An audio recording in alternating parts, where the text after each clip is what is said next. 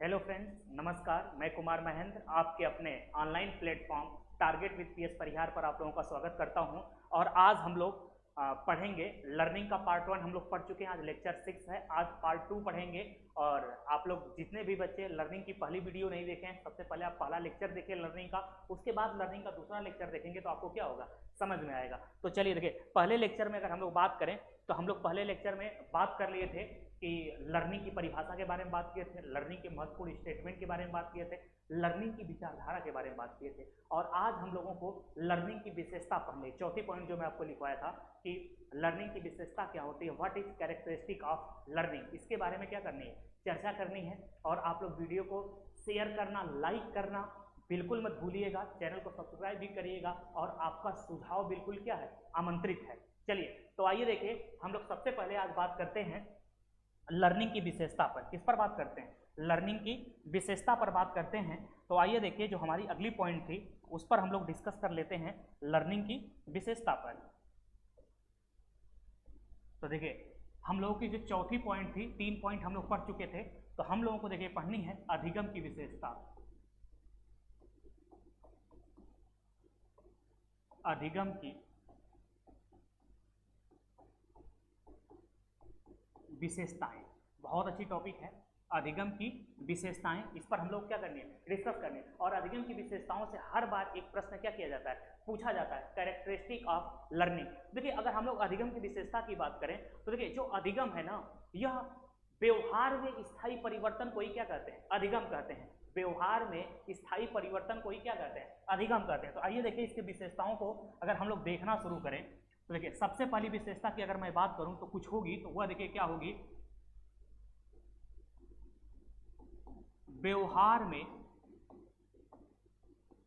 व्यवहार में स्थायी परिवर्तन ही क्या है, अधिगम है। तो जो अधिगम होता है वह व्यवहार में क्या है, स्थायी परिवर्तन है। ठीक है। अधिगम की और देखिए बात करें, अधिगम जो है निरंतर चलने वाली प्रक्रिया है। अधिगम निरंतर चलने वाली प्रक्रिया है। Learning is a continuous process of, चलिए देखिए, जो लर्निंग है निरंतर चलने वाली क्या है, प्रक्रिया है, चलने वाली प्रक्रिया है, प्रक्रिया है। और देखिए हम क्या कर सकते हैं, अधिगम, या इसी को और लिख सकते हैं, अधिगम जीवन पर्यंत चलने वाली प्रक्रिया, चलने वाली प्रक्रिया है। अर्थात अधिगम जन्म के साथ प्रारंभ होता है और मृत्यु पर्यंत क्या होती है, चलती रहती है। अगर देखिए और हम लोग बात करें तो हम कह सकते हैं अधिगम विकास है, अनुकूलन है,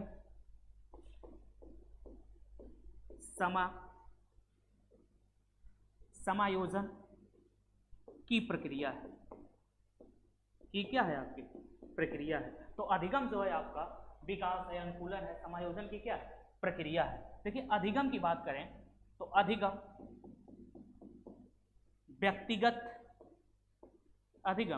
व्यक्तिगत एवं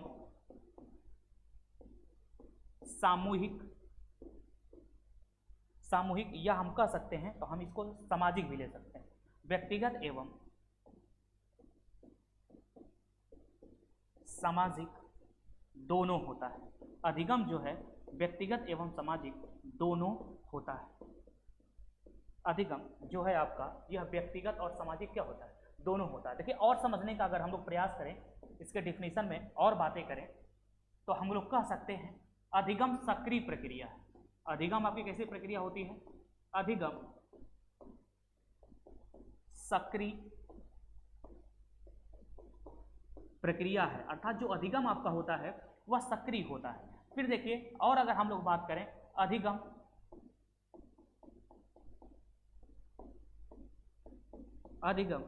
पर्यावरण की उपज है। अधिगम जो होता है वह पर्यावरण का क्या है, उपज है। देखिए, हम और बात करें, अधिगम खोज परख होता है, खोज परक होता है। अधिगम कैसा होता है? खोज परक होता है। और देखिए अगर हम लोग बात करें, अधिगम नया कार्य है, हम कह सकते हैं जो अधिगम है नवीन कार्य है। बस देखिए यह अधिगम की आपकी कुछ क्या है, विशेषताएं हैं जो आपके एग्जाम में बार बार क्या की जाती है, पूछी जाती है। तो देखिए हम लोग अधिगम की विशेषताओं की अगर हम लोग बात करें तो हम लोग देखिए अधिगम की क्या क्या विशेषता देख लिए, इस पर थोड़ा सा हम लोग क्या कर लेते हैं, चर्चा कर लेते हैं। तो देखिए अधिगम की विशेषता की हम लोग बात करें तो देखिए क्या क्या देख लिए। मैंने कहा कि जो अधिगम होता है यह व्यवहार में स्थायी क्या है, परिवर्तन है। अधिगम निरंतर चलने वाली क्या है, प्रक्रिया है, अर्थात अधिगम कभी रुकता नहीं है। जब तक मानव का जीवन है तब तक अधिगम आपका क्या होगा, चलता रहेगा। अर्थात लर्निंग करने की अपनी कोई उम्र नहीं होती है, नहीं तो आज आप पढ़ नहीं होते। बहुत लोग इसमें होंगे 35 साल के होंगे, 40 साल के होंगे, फिर भी लर्निंग कर रहे हैं। इसलिए लर्निंग की कोई अपनी ठीक है एज नहीं होती है, कोई अपनी उम्र नहीं होती है। जब जागिए तभी क्या होता है, सवेरा होता है। अर्थात लर्निंग निरंतर चलने वाली क्या है, प्रक्रिया है। अधिगम जो है जीवन पर्यंत चलता रहता है। अर्थात हम लोग बात करें जो अधिगम होता है जन्म से लेकर मृत्यु पर्यंत चलने वाली क्या है, प्रक्रिया है। अधिगम जो है विकास है, अधिगम अनुकूलन है, अधिगम समायोजन की क्या है, प्रक्रिया है। चलिए अधिगम जो होता है देखिए व्यक्तिगत और सामाजिक दोनों रूप से किया जा सकता है। कोई व्यक्ति अधिगम इंडिविजुअल भी कर सकता है, कोई व्यक्ति अधिगम सामूहिक रूप से भी कर सकता है, समाज के माध्यम से भी कर सकता है। अधिगम जो होती है सक्रिय क्या है, प्रक्रिया है। अधिगम पर्यावरण की क्या है, उपज है। ठीक है। और देखिए अगर थोड़ा सा हम लोग बात करें अधिगम के बारे में तो अधिगम जो है खोज परक होता है। अधिगम नवीन क्या है, कार्य है। देखिए कहा जाता है ना कि 100 किताब पढ़ने से बढ़िया है कि एक ही किताब को आप कितनी बार पढ़ जाइए, 100 बार। अगर कोई टॉपिक आप जितनी बार पढ़ेंगे आपको लगेगा कुछ न कुछ उसमें नया हमको क्या हो रहा है, मिल रहा है। बस में रहना, कुछ नया हमको क्या हो रहा है, मिल रहा है। अर्थात जो अधिगम होता है वह कैसा कार्य होता है, नवीन कार्य होता है। अधिगम जो होता है पर्यावरण की क्या है, उपज है। तो यह अधिगम की कुछ क्या हो गई, विशेषता हो गई बच्चों। लेकिन अगर आपसे क्लास में अगर आपके एग्जाम में कोई क्वेश्चन बना दे और इसी में से 4 ऑप्शन देगा तो आपका बेस्ट ऑप्शन कौन होगा? तो अगर अधिगम की कोई बेस्ट ऑप्शन की अगर हम लोग बात करें तो व्यवहार में स्थायी परिवर्तन जो होता है यह लर्निंग का बेस्ट ऑप्शन है। ठीक है। अगर सभी ऑप्शन इसमें दे दे और उस एक ऑप्शन हो व्यवहार में स्थायी परिवर्तन, तो आप किसके तरफ मूव करेंगे, व्यवहार में स्थायी परिवर्तन की तरफ। बाकी सारी बातें क्या सही। चलिए तो फिर आगे हम लोग बढ़ने का प्रयास करते हैं। तो देखिए हम लोग देख लिए अधिगम की विशेषता। अब उसके बाद हम लोग बात करते हैं अधिगम के महत्वपूर्ण सिद्धांत की, जो हम लोग की 5वीं पॉइंट थी अधिगम के महत्वपूर्ण सिद्धांत की, अर्थात इंपॉर्टेंट थियरी ऑफ लर्निंग। इसके बारे में हम लोग क्या करते हैं, चर्चा करते हैं। तो आइए देखिए आगे हम लोग देखते हैं अधिगम के महत्वपूर्ण सिद्धांत पर। नेक्स्ट पॉइंट हम लोगों की है, उस पर हम लोग क्या कर लेते हैं, चर्चा कर लेते हैं। अधिगम के महत्वपूर्ण सिद्धांत।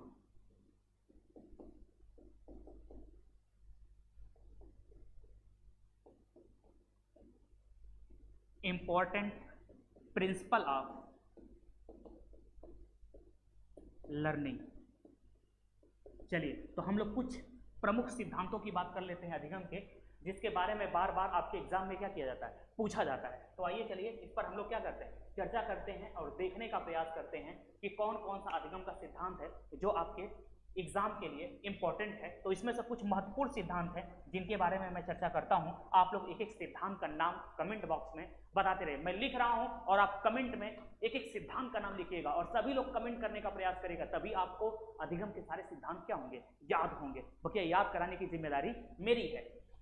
और सभी लोग अपने कॉपी पर नोट भी करते रहिए, तभी चीजें क्या होंगी, याद होंगी। बस में रहना। चलिए तो आइए तो हम लोग डिस्कस करते हैं। देखिए पहले सिद्धांत की अगर बात करें फर्स्ट नंबर के, तो हमारा पहला सिद्धांत है, हमको जो पढ़ना है वह देखिए हमको पढ़ना है सीखने का नियम। सीखने का नियम, लॉ ऑफ लर्निंग। हमको सीखने का नियम पढ़ना है। आप लोग बताइएगा कि सीखने का नियम कौन दिया। दूसरे नंबर पर हमको पढ़ना है उद्दीपक अनुक्रिया का सिद्धांत।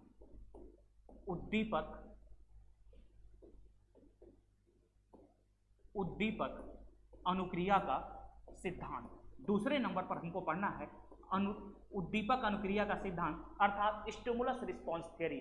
ठीक है, फिर इसके बाद देखिए अगर हम लोग बात करें तीसरे नंबर पर हमको पढ़ना है शास्त्रीय अनुबंधन का सिद्धांत। कौन सा? शास्त्रीय अनुबंधन का सिद्धांत।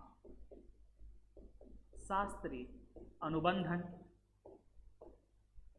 का सिद्धांत। देखिए शास्त्रीय अनुबंधन के अगर हम लोग सिद्धांत की बात करें, क्लासिकल कंडीशनिंग थ्योरी, इसके बारे में पढ़नी है। फिर उसके बाद देखिए हम लोग को चौथे नंबर पर पढ़ना है क्रिया प्रसूत अनुबंधन का सिद्धांत। क्रिया प्रसूत अनुबंधन का सिद्धांत। क्रिया प्रसूत अनुबंधन का सिद्धांत। आप लोग बस पूरी वीडियो देखिए, ध्यान से सिद्धांत को पढ़िए, पूरी ऑफलाइन वाली फीलिंग आएगी, लगेगा ही नहीं कि ऑनलाइन क्लास चल रहा है। ठीक है, तो फिर देखिए ऑपरेंट कंडीशनिंग थ्योरी हमको पढ़नी है, बताइएगा किसकी है। पांचवें नंबर पर देखिए अगर हम लोग बात करें तो हम लोगों को जो पांचवें नंबर पर पढ़ना है उसकी बात करें तो एक सिद्धांत है SOR थ्योरी। तो जो SOR थ्योरी है इसके बारे में पढ़ना, स्टिमुलस ऑर्गेनिज्म रिस्पॉन्स थ्योरी। ठीक है, किसकी है आप लोग कमेंट करके बताइएगा। फिर इसके आगे देखिए हम लोग पढ़ने का प्रयास करते हैं, तब फिर हम लोग कौन सिद्धांत पढ़ेंगे उस पर भी हम लोग क्या करते हैं, चर्चा करते हैं। तो देखिए अगला जो सिद्धांत हम लोगों का है छठे नंबर का, वह है हमारा सामाजिक सांस्कृतिक अधिगम का सिद्धांत। अधिगम का सिद्धांत। बताइएगा कि सामाजिक सांस्कृतिक अधिगम का सिद्धांत किसका है। फिर इसके बाद देखिए बच्चों हम लोग सातवें नंबर पर सिद्धांत की बात करें तो हम लोगों को पढ़ना है अधिगम का सोपानकी का सिद्धांत। सोपानकी या श्रृंखला का सिद्धांत। आप लोग बताइएगा किसका है। फिर इसके बाद देखिए और आगे हम लोग बढ़ेंगे, फिर इसके बाद आठवें नंबर पर पढ़ेंगे व्यवहारवादी सिद्धांत। व्यवहारवादी सिद्धांत। इसके बाद हम लोग डिस्कस करेंगे व्यवहारवादी सिद्धांत पर। और देखिए थोड़ा सा हम लोग आगे बढ़ने का प्रयास करें तो देखिए और किस सिद्धांत पर हम लोग बात करेंगे, एक एक सिद्धांत को समझने का क्या करते हैं, प्रयास करते हैं। नौवें नंबर पर अगर हम लोग बात करें तो हम लोग पढ़ेंगे गेस्टाल्टवादी सिद्धांत। गेस्टाल्टवादी सिद्धांत। गेस्टाल्टवादी सिद्धांत पर हम लोग बात करेंगे। 10वें नंबर पर हम लोग बात करेंगे सूझ का सिद्धांत। सूझ या अंतर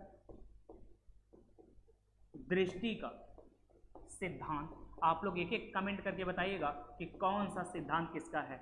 फिर देखिए 11वें नंबर पर जो हम लोग सिद्धांत पढ़ेंगे उस सिद्धांत की अगर हम लोग बात करें तो है अधिगम का क्षेत्र सिद्धांत। अधिगम का क्षेत्र सिद्धांत। ठीक है, फिर इसके बाद देखिए 12 नंबर पर अगर हम लोग बात करें तो इसमें देखिए हम लोग देखेंगे अधिगम का चिन्ह सिद्धांत। अधिगम का चिन्ह सिद्धांत। फिर देखिए 13 नंबर पर बात करें, एक देखिए सिद्धांत छूट गया था ऊपर, व्यवहारवादियों का सिद्धांत है पुनर्बलन का सिद्धांत। पुनर्बलन का सिद्धांत या सबलीकरण का सिद्धांत। बताइएगा रीएनफोर्समेंट थ्योरी किसकी है। तो देखिए इतने सिद्धांतों के बारे में हम लोग पढ़ेंगे, अगर कोई छूटा होगा याद आएगा तो मैं आगे बताता रहूंगा। ठीक है, तो चलिए पुनर्बलन का सिद्धांत, इतने सिद्धांतों के बारे में हम लोग को डिटेल क्या करना है, डिस्कस करना है। तो आइए चलिए देखिए एक एक सिद्धांत के बारे में हम लोग देखते हैं कि कौन सा सिद्धांत किसका है, उस पर चर्चा करते हैं। आप लोग कमेंट करके बताइए, मैं आप लोगों से पूछ रहा हूं, आप लोग सभी लोग फटाफट कमेंट करके बताने का प्रयास करिए कि कौन सा सिद्धांत किसका है। देखिए सीखने का नियम किसका है, सीखने के नियम की बात करें तो वह आपका एडवर्ड ली थॉर्नडाइक का है। किसका है? थॉर्नडाइक का है, एडवर्ड ली थॉर्नडाइक का है। उद्दीपक अनुक्रिया का सिद्धांत ये अभी थॉर्नडाइक महोदय का ही है। किसका है? थॉर्नडाइक महोदय का है। ठीक है, शास्त्रीय अनुबंधन के सिद्धांत की बात करें तो यह देखिए आईपी पावलोव का है। किसका है? आईपी पावलोव का, रशियन मनोवैज्ञानिक है। क्रिया प्रसूत अनुबंधन की बात करें तो यह देखिए आपका बीएफ स्किनर का है। किसका सिद्धांत है? बीएफ स्किनर का। एसओआर थ्योरी की बात करें तो यह देखिए आपका वुडवर्थ का है। किसका है? वुडवर्थ महोदय का। सामाजिक सांस्कृतिक देखिए एल्बर्ट बंडूरा का है, एल्बर्ट बंडूरा महोदय का है, एल्बर्ट बंडूरा का है। अधिगम का सोपानकीय श्रृंखला रॉबर्ट एम गैने का है। ये किसका है? देखिए रॉबर्ट एम गैने, बहुत इंपॉर्टेंट है। रॉबर्ट एम गैने, हर बार 1 से 2 क्वेश्चन इससे पूछा जाता है। फिर इसके बाद देखिए हम लोग आगे थोड़ा सा बढ़ने का प्रयास करें तो अधिगम का व्यवहारवादी सिद्धांत सबको पता है, वाटसन व्यवहारवाद के क्या है? जनक है, जेबी वाटसन। गेस्टाल्टवादी सिद्धांत देखिए मैक्स वर्दीमर का है। किसका है? मैक्स वर्दीमर का है। सूझ अंतर्दृष्टि का सिद्धांत देखिए वोल्फगंग कोहलर का है, वोल्फगंग कोहलर का है। ठीक है। फिर इसके बाद देखिए अधिगम का क्षेत्र सिद्धांत जो है, क्षेत्र सिद्धांत की बात करेंगे तो यह कर्ट लेविन का है। क्षेत्र सिद्धांत किसका है? कर्ट लेविन का। ठीक। अधिगम का चिन्ह सिद्धांत जो है यह टॉलमैन का है। किसका है? टॉलमैन महोदय का है। ठीक है। पुनर्बलन का सिद्धांत जो है यह सीएल हल का है। यह देखिए किसका है? सीएल हल का। तो यह देखिए कुछ आपके इंपॉर्टेंट सिद्धांत हैं जिसके बारे में मैं आप लोगों को पूरा डिटेल पढ़ाऊंगा और हर सिद्धांत से एक एक प्रश्न क्या किए जाते हैं? पूछे जाते हैं। तो आइए देखिए एक बार आपको लर्न कराने का मैं प्रयास करता हूं। ध्यान से सुनते जाइए मेरी बातों को और एक एक क्वेश्चन का क्या दीजिए आप लोग? आंसर दीजिए। तो देखिए इसको समझते हैं हम लोग। और देखिए पहला सिद्धांत हमारा है सीखने का नियम, लॉ ऑफ लर्निंग। देखिए सीखने के नियम की बात करें या लॉ ऑफ लर्निंग की बात करें तो यह देखिए एडवर्ड ली थॉर्नडाइक का है, यूएसए के रहने वाले हैं। इन्होंने सीखने का टोटल 8 नियम दिया जिसमें से 3 नियम जो आपके हैं वह नियम आपके प्रमुख हैं और उसके बाद जो आपके 5 नियम हैं वह सेकेंडरी हैं या गौड़ है। फिर इसी के बाद देखिए इसी सिद्धांत में इन्होंने एक और सिद्धांत दिया, उद्दीपक अनुक्रिया का सिद्धांत, स्टिमुलस रिस्पॉन्स थ्योरी। ये अभी आपका किसका है? थॉर्नडाइक महोदय का है। डिटेल डिस्कस किया जाएगा जस्ट अभी। देखिए शास्त्रीय अनुबंधन का सिद्धांत है या क्लासिकल कंडीशनिंग थ्योरी जो आपकी है यह आईपी पावलोव महोदय की है, रशियन मनोवैज्ञानिक है। कुत्ते पर प्रयोग किए थे और बताए थे ठीक है कि कैसे अनुकूलन किसी व्यक्ति का कराया जाता है। डिटेल डिस्कस किया जाएगा कि आखिरकार कैसे घंटी बजाने से कुत्ते को लार आती है, आखिरकार कैसे आपके मोहल्ले में गोलगप्पे वाले का ठीक है जैसे ही हम लोग गोलगप्पे वाला जो थाली अपनी बजाता है या डब्बे को बजाता है कमरे के अंदर ही हमको समझ में आ जाता है गली में गोलगप्पा वाला क्या आ गया और जीभ पर पानी आने लगता है। आखिरकार यह कैसे होता है इस पर भी हम लोग डिस्कस करेंगे। फिर इसके बाद देखिए बात करें क्रिया प्रसूत अनुबंधन का सिद्धांत, operant conditioning theory, BF Skinner, बस में रहना, इस पर भी बात करेंगे। कौन बनेगा करोड़पति किसके सिद्धांत पर संचालित होता है इस पर भी हम लोग बात करेंगे। उसमें भी नाम आएगा बीएफ स्किनर का, लेकिन कौन सा सिद्धांत होता है उस पर भी हम लोग क्या करेंगे? बात करेंगे। देखिए एसओआर थ्योरी किसका है? वुडवर्थ का है। ठीक है। स्टिमुलस ऑर्गेनिक रिस्पॉन्स थ्योरी, इस पर भी हम लोग डिस्कस करेंगे। अब देखिए सामाजिक सांस्कृतिक अधिगम का सिद्धांत जो आपका है एल्बर्ट बंडूरा का है। इन्होंने सीखने का 4 सोपान दिया था। ठीक है। इस पर भी हम लोग डिस्कस करेंगे और यह गुड्डे पर क्या किए थे? प्रयोग किए थे, उस पर भी हम लोग बात करेंगे। फिर इसके बाद देखिए अधिगम का सोपानकी या श्रृंखला का सिद्धांत रॉबर्ट एम गैने की है। इनकी पुस्तक है द कंडीशन ऑफ लर्निंग और इसी में इन्होंने सीखने के 8 सोपान बताए हैं। क्या बताए हैं? 8 सोपान बताए हैं। उस 8 सोपान से हर बार प्रश्न आपके एग्जाम में क्या किया जाता है? पुटअप किया जाता है। फिर इसके बाद देखिए मेरे प्यारे बच्चों हम लोग बात करें और आगे बढ़ने का प्रयास करें तो जो और सिद्धांत है उस पर चर्चा करें तो एक सिद्धांत है आपका व्यवहारवादी सिद्धांत, आप लोग इससे यूज टू हो चुके हैं, ये वाटसन महोदय का है। गेस्टाल्टवादी सिद्धांत जर्मनी की विचारधारा है। ठीक है। और इसको लेकर के आए थे मैक्स वर्दीमर, इसीलिए मैक्स वर्दीमर को गेस्टाल्टवाद का क्या बोलते हैं? जनक बोले जाता है। देखिए सूझ या अंतर्दृष्टि का सिद्धांत, ठीक है, इनसाइड थ्योरी जो है यह आपकी वोल्फगंग कोहलर की है। फिर इसके बाद देखिए अधिगम का क्षेत्र सिद्धांत की अगर हम लोग बात करें तो जो अधिगम का क्षेत्र सिद्धांत है यह आपका कर्ट लेविन महोदय का, किसका है? कर्ट लेविन महोदय का है। अधिगम का चिन्ह सिद्धांत साइन थ्योरी ऑफ लर्निंग जो है यह टॉलमैन महोदय की है। और पुनर्बलन का सिद्धांत रेनफोर्समेंट थ्योरी जो आपकी है यह सीएल हल महोदय की है। इस सिद्धांत को सीएल हल महोदय ने अपनी पुस्तक द प्रिंसिपल ऑफ बिहेवियर में दिया था। तो देखिए इतनी बातें आपको क्या हो गई होंगी? क्लियर हो गई होंगी। तो एक बार मैं आपसे पूछना चाह रहा हूं, आप लोग कमेंट में करके बताइए। तो बताइए सीखने का नियम किसका है? सीखने का नियम थार्नडाइक, उद्दीपक अनुक्रिया का नियम थार्नडाइक, ठीक है। शास्त्रीय अनुबंधन का नियम, तेजी से बताइए, शास्त्रीय अनुबंधन का नियम आईपी पावलोव। क्रिया प्रसूत अनुबंधन का नियम स्किनर, क्रिया प्रसूत अनुबंधन का नियम स्किनर। SOR थ्योरी वुडवर्थ, ठीक है। पुनर्वलन का सिद्धांत CL हल। व्यवहारवादी सिद्धांत वाटसन, ठीक है। फटाफट आप लोग कमेंट करिए और मेरे साथ बताने का क्या करिए, प्रयास करिए। फिर उसके बाद गेस्टाल्टवादी सिद्धांत मैक्स वर्दीमर। सूझ या अंतर्दृष्टि का सिद्धांत वोल्फगंग कोहलर। अधिगम का क्षेत्र सिद्धांत कर्ट लेविन। अधिगम का चिन्ह सिद्धांत टॉलमैन। सामाजिक सांस्कृतिक अधिगम का सिद्धांत, ठीक है, आपका एल्बर्ट बंडूरा। तो ये सारे सिद्धांत हैं जिनके बारे में हम लोगों को डिटेल क्या करना है, पढ़ना है। हमने देखे कुछ महत्वपूर्ण क्या देख लिए, सिद्धांत देख लिए। अब आइए सिद्धांत को पढ़ने का क्या करते हैं, प्रयास करते हैं। और पहला सिद्धांत हम लोग पढ़ते हैं, किस सिद्धांत को, अधिगम का, ठीक है, सॉरी सीखने का नियम। जो हमारा पहला सिद्धांत है उस पर डिस्कस करते हैं, सीखने के नियम पर। तो आइए चलिए स्टार्ट करते हैं, सीखने का नियम। क्लास कैसी आपको लग रही है कमेंट करके जरूर बताइएगा। अगर क्लास अच्छी लगे तो लाइक करना बिल्कुल मत भूलिएगा, शेयर करना बिल्कुल मत भूलिएगा, और चैनल को सब्सक्राइब भी कर लीजिएगा और बेल आइकन को जरूर दबाइएगा, घंटी को दबाना बिल्कुल मत भूलिएगा, जिससे अगले वीडियो को आपको नोटिफिकेशन क्या होगी, मिलती रहेगी। चलिए आइए हम लोग अब सीखने का प्रयास करते हैं। सीखने का नियम मोस्ट इंपॉर्टेंट है।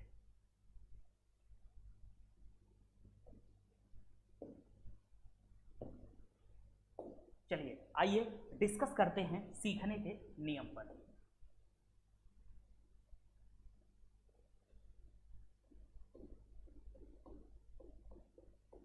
सीखने का नियम,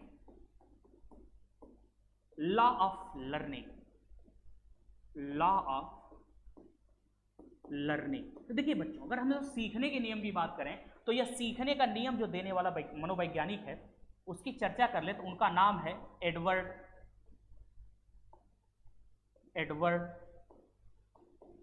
ली थॉर्नडाइक महोदय। एडवर्ड ली थॉर्नडाइक महोदय। इनके बारे में हम लोग पहले थोड़ा कुछ समझते हैं कि थॉर्नडाइक महोदय हैं क्या, ठीक है, तब उसके बाद सिद्धांत को पढ़ने का क्या करते हैं, प्रयास करते हैं। तो आइए पहले थॉर्नडाइक महोदय को समझा जाए, यह थॉर्नडाइक महोदय हैं कहाँ। तो आइए देखिए एक एक पॉइंट के माध्यम से हम लोग समझते हैं। सबसे पहले समझते हैं कि थॉर्नडाइक महोदय निवासी कहाँ थे। यह भी प्रश्न आप लोगों से पूछ लिया गया। थॉर्नडाइक महोदय अगर निवासी की बात करें तो यह देखिए रहने वाले हैं USA के। कहाँ के रहने वाले हैं, USA के रहने वाले हैं। डोनाल्ड ट्रंप के गाँव के हैं, USA के हैं। चलिए फिर इसके बाद देखिए समझने का प्रयास करते हैं। यह देखिए USA के रहने वाले हैं। इनके कुछ पुस्तक है जिसके बारे में एग्जाम में पूछा जाता है। इनकी देखिए कुछ बुक्स हैं, जैसे देखिए एक बुक्स की बात करें अगर हम लोग तो इनकी एक पुस्तक है जिसका नाम है एनिमल इंटेलिजेंस। क्या नाम है, एनिमल इंटेलिजेंस। एनिमल इंटेलिजेंस है। और देखिए जो ये एनिमल इंटेलिजेंस है यही इनकी PhD की टॉपिक थी। इनकी किसकी टॉपिक थी, PhD की टॉपिक थी। इसी पर एनिमल इंटेलिजेंस नामक टॉपिक पर यह क्या कर रहे थे, रिसर्च कर रहे थे। और ये इनका रिसर्च कंप्लीट हुआ था 1898 में। कब हुआ था, 1898 में। और यह रिसर्च करते करते इन्होंने बता दिया कि मानव से ज्यादा बुद्धि किसके पास होती है, जानवरों के पास होती है। तो यह जब अपनी PhD को सबमिट करने के लिए गए, बस में रहना इस टॉपिक को, तो प्रोफेसर ने कहा जब आप कह रहे हो कि मानव से ज्यादा बुद्धि जानवर में होती है तो जाओ उसी से अपना PhD, ठीक है, इसको पास करवाओ, ठीक है। अब इन्होंने इसके बाद इन्होंने कहा अगर PhD की डिग्री नहीं मिलेगी तो मेरी सारी मेहनत क्या हो जाएगी, बेकार हो जाएगी, जो 10 साल से मैं लगातार मेहनत कर रहा हूं। तो इन्होंने अपना स्टेटमेंट क्या कर दिया, चेंज कर दिया और कहा नहीं, मानव के पास ज्यादा बुद्धि होती, जानवरों के पास क्या होती, कम होती है। तो जानवरों पर अध्ययन करने के लिए इनको पशु मनोविज्ञान का जनक कहा जाता है। किसका, पशु मनोविज्ञान का जनक कहा जाता है, मनोविज्ञान का जनक कहा जाता है। इतनी बातें क्लियर हो गई होगी। फिर इसके बाद देखिए इनकी एक अगली बुक है जिसका नाम है एजुकेशन साइकोलॉजी। जिसका नाम देखिए क्या है, एजुकेशन साइकोलॉजी। एजुकेशन आपका क्या है, साइकोलॉजी है। और यह बुक देखिए इनकी पब्लिश हुई थी 1913 में। और इसी बुक में इन्होंने सिद्धांत दिया था सीखने का नियम, ठीक है। और एजुकेशन साइकोलॉजी पर ऑथेंटिक कोई पहली बुक थी यही थी, इसीलिए इनको शिक्षा मनोविज्ञान का जनक कहते हैं। इसीलिए इनको क्या बोला जाता है, शिक्षा मनोविज्ञान का जनक कहा जाता है, शिक्षा मनोविज्ञान का जनक कहा जाता है, जनक कहा जाता है। शिक्षा मनोविज्ञान का क्या कहा जाता है? जनक कहा जाता है। ठीक है, तो ये देखिए आपका क्या हो गया, शिक्षा मनोविज्ञान के जनक हो गए, एजुकेशन साइकोलॉजी हो गए। देखिए और थोड़ा सा हम लोग डिस्कस करने का अगर प्रयास करें इनके बारे में तो आइए देखिए थोड़ा सा और बात करते हैं। क्लियर? अब देखिए जो यह एजुकेशन साइकोलॉजी इनकी पुस्तक है, इसी पुस्तक में इन्होंने कौन सा नियम दिया? सीखने का नियम दिया। यह भी प्रश्न पूछा गया है, सीखने का क्या दिया? नियम दिया। इसी पुस्तक में इन्होंने बुद्धि का भी नियम दिया था। इसी पुस्तक में कौन सा दिया था? बुद्धि का नियम दिया था। और बुद्धि का कौन सा नियम दिया था? इसी में इन्होंने बुद्धि का भी नियम दिया था। और उस बुद्धि के नियम को कहा जाता है, देखिए उस बुद्धि के नियम को क्या कहते हैं? बहुखंड या कारक का नियम। बहुखंड या कारक का नियम, या इसी को बुद्धि का परमाणु सिद्धांत भी कहते हैं, या इसी को बुद्धि का बालुका का सिद्धांत कहते हैं। किसका कहते हैं? बालुका का सिद्धांत कहते हैं।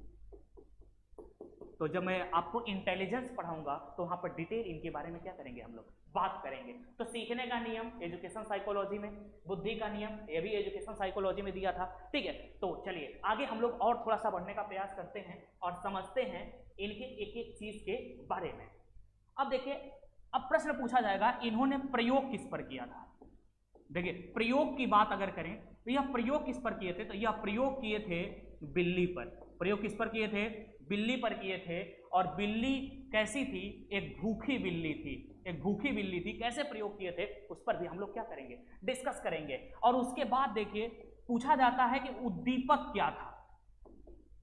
उद्दीपक मतलब स्टिमुलस,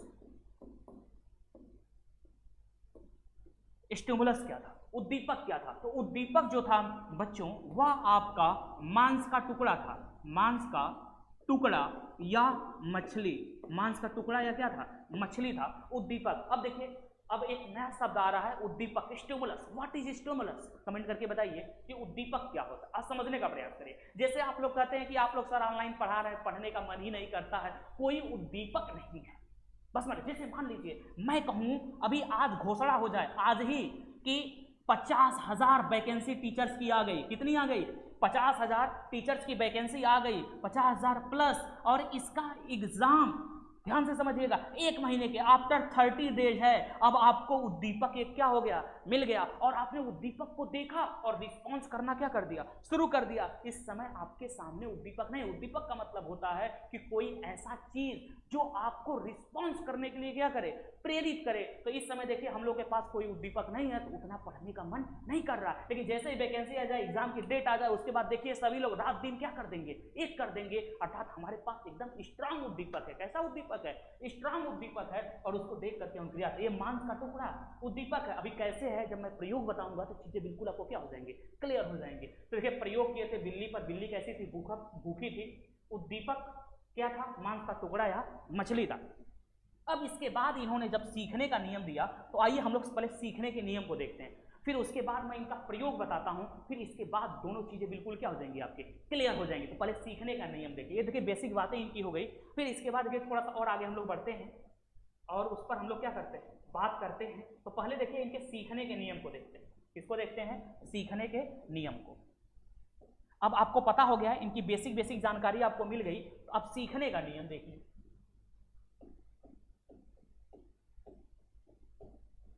सीखने का नियम, सीखने का नियम। अब देखिए सीखने का नियम को समझने का आप लोग प्रयास करिए। अगर देखिए हम लोग सीखने के नियम की बात करें तो जो लॉ ऑफ लर्निंग है, तो इन्होंने सीखने का कुल 8 नियम दिया। कुल कितने नियम दिए? कुल 8 नियम दिए। सीखने के कुल 8 नियम दिए। टोटल कितने हैं? 8 नियम। और इसको 2 भागों में बांटा गया। कितने भागों में बांट करके दिए? 2 भागों में बांट करके इसको दिए। यह भी पूछ लिया जाता है सीखने के नियम को कितने भागों में बांटा गया? 2 ग्रुप्स का बनाया गया। अब देखिए 2 भागों में बांटा गया तो किस किस भाग में बांटा गया इस पर भी देखिए हम लोग चर्चा कर लेते हैं। एक भाग जो उसको कहा गया, ठीक है, सीखने का प्रमुख नियम। एक को क्या कहा गया? सीखने का प्रमुख नियम, अर्थात देखिए इसको कहा गया प्राइमरी, क्या कहा गया, प्राइमरी लॉ। इतनी बातें क्लियर हो गई होगी। दूसरा जो इन्होंने कहा उसको कहा गया सीखने का गौड़ नियम, सीखने का गौड़ नियम। एकदम वीडियो को बिना स्किप किए पूरा कंप्लीट देखेंगे तभी लेक्चर समझ में आएगा। शॉर्टकट कुछ भी नहीं होता, लेकिन एक बार पढ़िए, कंप्लीट पढ़िए, दोबारा पढ़ने की जरूरत ना हो। तो मैं आपको एकदम कंप्लीट बताऊंगा। तो देखिए सेकेंडरी नियम, तो यह देखिए जो आपका है सेकेंडरी लॉ है। अब इसको समझिए, तो जो आपका यह सीखने का प्राथमिक है तो यह टोटल 3 प्रकार का है। कितने प्रकार का?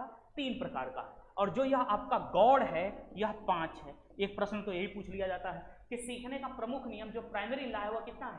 3 है। और सीखने का गौड़ नियम कितना है? 5 है। टोटल कितना है? 8 है।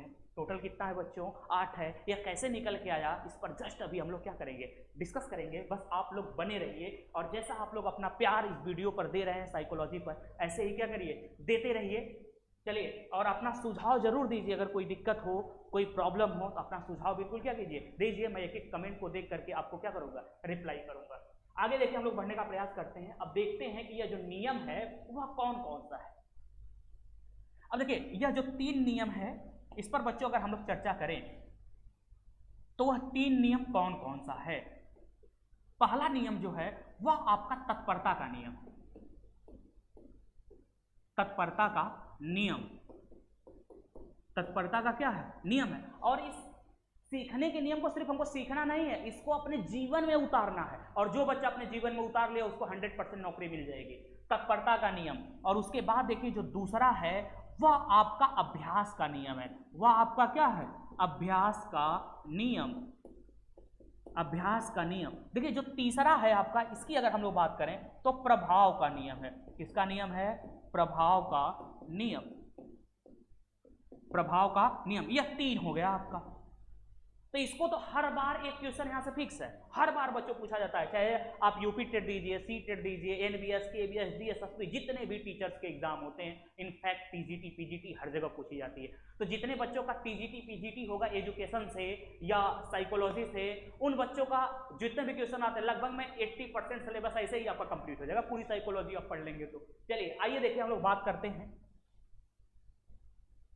देखिए इसको बोला जाता है law of readiness, law of, ठीक है, रेडीनेस। अब यह देखिए है law of exercise, law of exercise, ठीक है। यह देखिए लॉ ऑफ इफेक्ट है, यह आपका लॉ ऑफ इफेक्ट।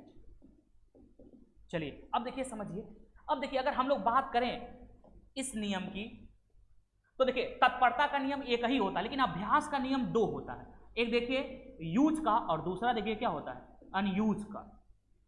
इन बातों को समझिए। यूज का मतलब देखिए क्या होता है, उपयोग का, और इसका देखिए क्या होता है, अनुपयोग का। ये तो उपयोग का है, ये क्या है, अनुपयोग का। अब देखिए प्रभाव के नियम की अगर हम लोग बात करें तो प्रभाव का नियम भी 2 प्रकार का होता है। प्रभाव का नियम भी कितने प्रकार का है? 2 प्रकार का। देखिए प्रभाव का नियम भी आपका 2 प्रकार का है। अगर इसके दोनों प्रकार पर हम लोग चर्चा कर लें तो एक देखिए है संतोष का नियम। कौन सा नियम? संतोष। और दूसरा देखिए क्या है, असंतोष, असंतोष का नियम, ठीक है। संतोष को ही देखिए, संतोष को संतुष्टि बोलते हैं। क्या बोलते हैं? संतुष्टि, ठीक है। या इसी को देखिए पॉजिटिव बोला जाता है। इसी को क्या बोलते हैं? पॉजिटिव, सकारात्मक। और इसको देखिए असंतोष मतलब असंतुष्टि, तो निगेटिव हो जाएगा, नकारात्मक। क्या हो जाएगा? नकारात्मक। तो यहां से ऐसे भी प्रश्न क्या कर लिए जाते हैं, पूछ लिए जाते हैं। तो देखिए तत्परता का नियम, अभ्यास का नियम, प्रभाव का नियम, संतोष या संतुष्टि का नियम, ठीक है, या असंतोष या निगेटिव नियम। अभी एक एक को देखिए लिखिए। अभी मैं आपको याद करवा देता हूं। कैसे याद होगा? बहुत आसानी तरीके से एक एक चीजें आपको बिल्कुल आ जाएगी। और इसका यूज कैसे है आपके लाइफ में, उसके बारे में भी हम लोग क्या कर लेंगे, डिस्कस कर लेंगे। तो अब देखिए हम लोगों को गौड़ नियम पर बात करनी है। जो गौड़ नियम टोटल कितने हैं? 5 हैं। उस पर देखिए हम लोग क्या करनी है, बात करनी है। अब देखिए हम लोग डिस्कस कर लेंगे इसके गौड़ नियम पर कि गौड़ नियम कौन कौन है। तो देखिए गौड़ नियम में जो पहला नियम है उसकी बात करें तो बहु प्रतिक्रिया का नियम। देखिए कौन सा है? बहु प्रतिक्रिया का नियम। Law of multiple response, law of multiple response. देखिए दूसरा अगर हम लोग बात करें मनोवृत्ति का नियम, मनोवृत्ति का नियम। चलिए तीसरे की बात करें तो देखिए बहुप्रक्रिया का नियम, मनोवृत्ति का नियम, फिर इसके बाद देखिए आंशिक क्रिया का नियम, आंशिक क्रिया का नियम। फिर इसके बाद देखिए चौथे की बात करें आत्मसात्मीकरण का नियम, आत्मसात्मीकरण का नियम। और पांचवा है सहचार्य का नियम, सहचार्य का नियम। तो इस तरह से देखिए बच्चों 5 नियम आपका गौर हो गया और 3 नियम आपका क्या हो गया, प्रमुख हो गया। तो ये नियम नोट हो गया। अब इसके बारे में देखिए, अभी हम लोग इस पर जस्ट मैं आता हूं, यह नियम हो गया। अब इस नियम के बारे में पहले हम लोग प्रयोग को समझते हैं। किसको समझते हैं? प्रयोग को समझते हैं। उसके बाद यह नियम आपको अपने आप क्या हो जाएगा, याद हो जाएगा। तो आइए देखिए पहले हम लोग इनके प्रयोग को समझते हैं। प्रयोग को इनके समझिए। देखिए थॉर्नडाइक ने प्रयोग किस पर किया था? बिल्ली पर। देखिए बिल्ली को क्या किया था इन्होंने, एक देखिए ऐसे बॉक्स था, एक क्या था, बॉक्स था। सभी लोग फिगर देखे होंगे। ये देखिए एक बॉक्स है, ठीक है। इस बॉक्स में बिल्ली को बंद कर दिया गया था और यह बॉक्स देखिए ऐसे कुछ है,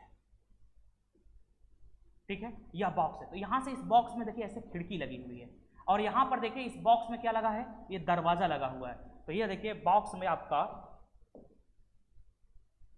चलिए यह बॉक्स में देखिए दरवाजा है, ऐसे एक दरवाजा बंद है और यह हो गया। और यहां पर देखिए कुंजी लगी हुई है। यह क्या लगी हुई है? कुंजी लगी हुई है। और यह एक तार के माध्यम से ये ऐसे जुड़ा हुआ है, जिसको कैलिबर कहते हैं, ऐसे लगा हुआ है। अगर इस पर बिल्ली का पैर पड़ेगा तो यह दरवाजा क्या हो जाएगा, खुल जाएगा। अब यहीं पर देखिए आपकी बिल्ली है, मान लीजिए कि यह आपकी कौन है, बिल्ली मासी है, बस में रहना। सबकी क्या है, मौसी है, मासी है, बस में रहना। यह बिल्ली है आपकी। और देखिए इसी के बाहर यहां पर देखिए भोजन रखा हुआ है। उद्दीपक आपका क्या था, भोजन था। तो यहां पर देखिए आपका भोजन रखा हुआ था और भोजन में क्या था, इसको समझिए। भोजन में आपका यही आपका उद्दीपक है, यह आपका क्या है, उद्दीपक है। भोजन में अभी मैंने जस्ट बताया आपका मांस का टुकड़ा या मछली है, टुकड़ा है। अब इसमें बिल्ली है, यह बिल्ली जो आपकी है भूखी बिल्ली है। कैसी बिल्ली है, भूखी है। क्लियर? अब देखिए ध्यान से, अब यह पूर्ण रूप से बॉक्स क्या है, बंद है। बिल्ली को निकलने के लिए सिर्फ और सिर्फ एक रास्ता है, यह दरवाजा। जब यह दरवाजा खुलेगा तभी बिल्ली निकलेगी। अब देखिए बिल्ली भूखी है, इसके पास 2 ऑप्शन है। या तो बिल्ली इसको तोड़ करके क्या कर जाए, बाहर आ जाए, या तो बिल्ली भूखे भूखे क्या हो जाए, मर जाए। तो जैसे मैंने कहा कि पहला नियम आपका है तत्परता का नियम। किसका नियम? तत्परता का नियम। मैंने कहा प्रमुख में पहला नियम क्या है, तत्परता, लॉ ऑफ रेडीनेस। बस में रहे। तो देखिए अब तत्परता के नियम की बात करें तो अब बिल्ली बहुत ज्यादा भूखी है और बिल्ली के सामने जैसे ही मांस का टुकड़ा दिखा और बिल्ली ने इस जो जालीदार जंगला लगा हुआ, खिड़की लगी हुई है, इससे निकलने का प्रयास कर रही है, लेकिन बिल्ली निकल नहीं पा रही है। और इसको भोजन को देख कर, उद्दीपक को देख करके क्या कर रही है, अनुक्रिया कर रही है। क्या कर रही है, अनुक्रिया कर रही है, अर्थात रिस्पॉन्स कर रही है। क्या कर रही है, रिस्पॉन्स कर रही है, ठीक है। अब बिल्ली निकल नहीं पा रही और रैंडमली इसमें बिल्ली क्या कर रही है, घूम रही है इस बॉक्स में। और जैसे ही गलती से इसका पैर इस कैलिबर पर क्या हो जाता है, पड़ जाता है, दरवाजा क्या हो जाता है, खुल जाता है और बिल्ली निकल के आती है, भोजन क्या कर लेती है, खा लेती है और भाग जाती है। फिर थॉर्नडाइक महोदय क्या करते हैं, बिल्ली को फिर पकड़ते हैं, उसको 2-3 दिन भूखा रखते हैं, फिर इसी बॉक्स में क्या कर देते हैं, बंद कर देते हैं। फिर बिल्ली देखिए क्या कर रही है, भोजन को देखी, उद्दीपक को अनुक्रिया करना शुरू की, रैंडमली इसमें क्या कर रही है, घूम रही है। फिर गलती से उसका पैर इस पर क्या हो गया, पड़ गया और ये कैलिबर पर, और उसके बाद दरवाजा क्या हो गया, खुल गया। फिर बिल्ली भोजन की और क्या हो गई, भाग गई। जब अगली बार उन्होंने बिल्ली को लाया फिर इसमें बिल्ली ने क्या किया, बिल्ली को धीरे धीरे जब 3-4 बार ही प्रोसेस हुआ तो बिल्ली को समझ में आ गया धीरे धीरे, मतलब देखिए प्रयत्न एवं त्रुटि, बिल्ली बार बार क्या कर रही है, प्रयत्न कर रही है, अभ्यास कर रही है, त्रुटि कर रही है, सीख रही है, बस समझ रहे हैं ना। तो देखिए अब यहाँ से बिल्ली क्या होगी, अब बिल्ली को समझ में आ गया कि जैसे ही मेरा पैर इस पर पड़ता है दरवाजा क्या हो जाता है, खुल जाता है। तो थॉर्नडाइक ने अगली बार क्या देखा कि जैसे ही बिल्ली को इसमें बंद कर दिया गया और जैसे ही उद्दीपक भोजन आया, बिल्ली ने इस पर अपना पैर रखे खुला और बिल्ली ने इसको खाया और आकर के पुनः इसमें क्या हो गई, बैठ गई। क्लियर। तो अर्थात किसी भी क्रिया को अगर बार बार कराई जाए, अभ्यास कराया जाए, तो जिससे आपका ज्ञान क्या हो जाता है, स्थायी हो जाता है। इस चीज पर क्या किया इन्होंने, बात किया। फिर इसके बाद इन्होंने क्या किया कि बिल्ली को, फोकस करिए, फिर इन्होंने क्या किया, बिल्ली को 6 महीना बाद फिर पुनः लेकर के आए। ठीक है, 6 महीने बाद बिल्ली को क्या लेकर के आए, पुनः लेकर के आए। जब इसमें इन्होंने बंद किया, फिर बिल्ली को अब समझ में नहीं आया दरवाजा कैसे खुला, क्योंकि 6 महीना तक अभ्यास इसका क्या हो गया, बंद हो गया। फिर यह सारी चीजें क्या कर गई, भूल गई। तो फिर इसके बाद वही प्रक्रिया पुनः फिर दोहरानी पड़ी। फिर जैसे 3-4 बार यह प्रक्रिया आगे बढ़ी, फिर बिल्ली को समझ में आ गया कि जैसे इस पर मेरा पैर पड़ता है या खुल जाता है, बिल्ली भोजन करना क्या कर रही, शुरू कर रही। अब इसके बाद चलिए अब आइए नियम पर आइए। आप किस पर आइए, आप अब नियम जो मैंने आपको लिखवाया हूं उस नियम पर आइए। अब यहां से समझिए, सबसे पहले प्रमुख नियम को समझिए।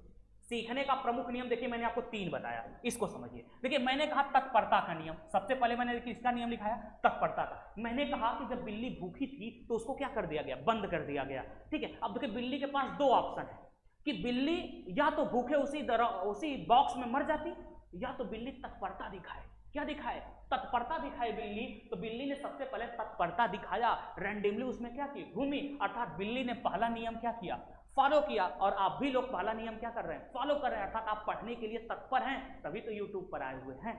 तो आपने पहला नियम फॉलो किया। उसके बाद बिल्ली ने देखिए क्या किया, अभ्यास किया। अभ्यास का देखिए यहां पर 2 नियम दिया गया। क्या दिया गया, 2 नियम, एक उपयोग का नियम दिया गया और एक देखिए क्या दिया गया, अनुपयोग का नियम दिया गया। उपयोग का नियम क्या है कि किसी किए गए कार्य को अगर हम बार बार करते हैं तो वह कार्य हमारे मस्तिष्क में क्या हो जाता है, स्थायी हो जाता है। लेकिन अगर उसी कार्य को हम छोड़ देते, देखिए जब बिल्ली 6 महीने के बाद आई तो जो यह कार्य बार बार कर रही थी उसे क्या कर गई, भूल गई। ठीक उसी को अनुपयोग का नियम है। इसीलिए हम कोई चीज पढ़ रहे हैं तो उसको हमको बार बार क्या करना चाहिए, पढ़ना चाहिए। अब इसके बाद देखिए प्रभाव का नियम।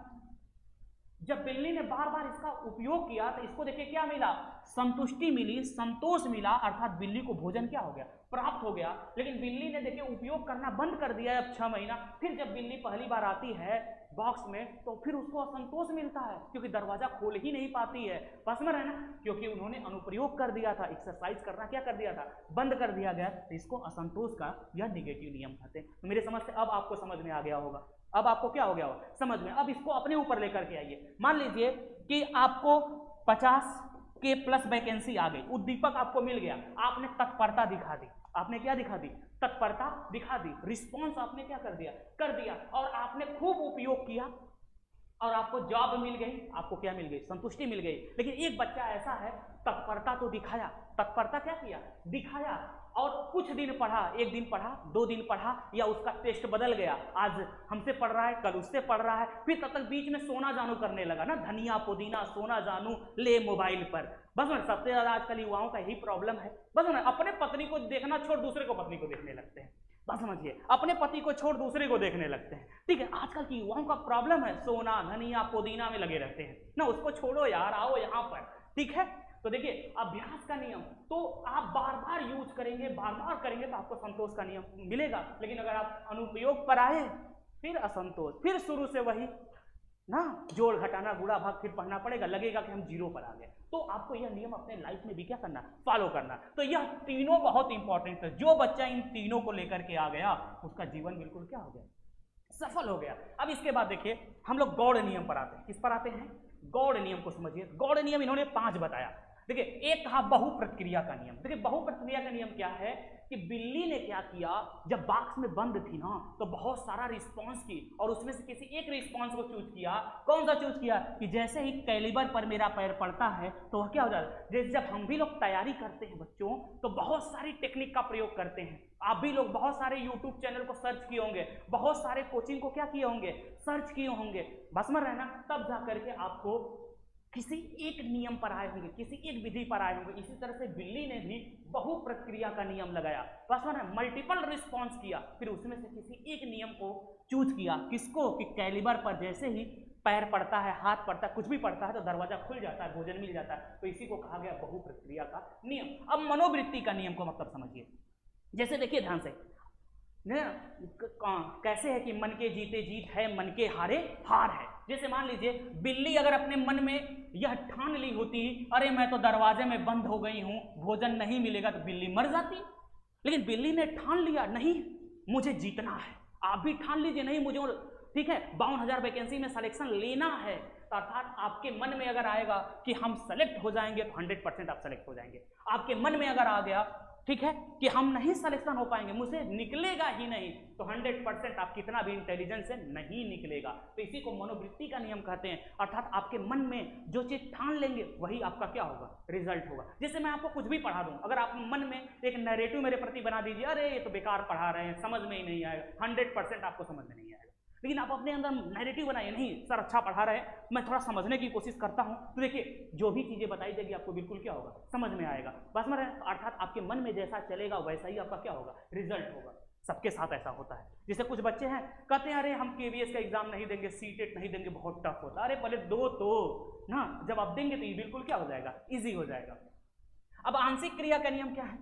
आंशिक क्रिया का नियम, किसी भी कार्य को करने के लिए छोटे छोटे भागों में तोड़ करके किया जाता है। किसी भी कार्य को करने के लिए छोटे छोटे भागों में ना, बिल्ली भी बहुत सारी आंशिक क्रियाएं की। बस मतलब कोई भी कार्य करते हैं, जैसे हम लोग हैं अब टेट की तैयारी कर रहे हैं, सोचेंगे एक ही बार सब कुछ पढ़ लें तो क्या याद हो जाएगा? नहीं, हम लोग स्टेप बाय स्टेप काम करेंगे तो चीजें क्या होंगी? तैयार होंगी। और जो लोग सोचते हैं एक ही दिन पढ़ के निकाल लें, तो बिल्कुल कुछ होने वाला नहीं है।